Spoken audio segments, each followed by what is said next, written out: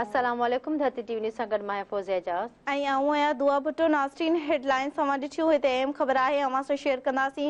पंजाब जे अॻूणे वॾे वज़ीर चौधरी परवेज़ इलाही जी अटक जेल में तबियत ख़राब थी वई आहे।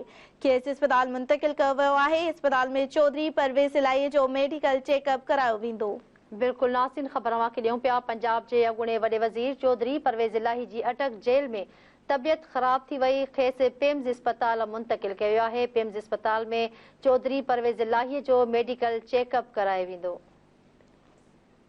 हिकु भेरो ॿीहर नाज़रीन अवां खे आगाह कंदासीं। पंजाब जे वॾे वज़ीर चौधरी परवेज़ इलाही जी अटक जेल में तबियत ख़राब थी वई आहे।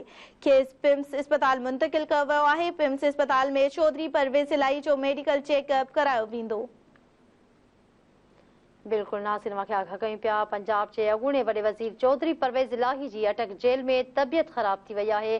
खेसि पिम्स इस्पताल मुंतक़िल कयो वियो। पिम्स इस्पताल में चौधरी परवेज़ इलाही जो मेडिकल चेकअप करायो वेंदो।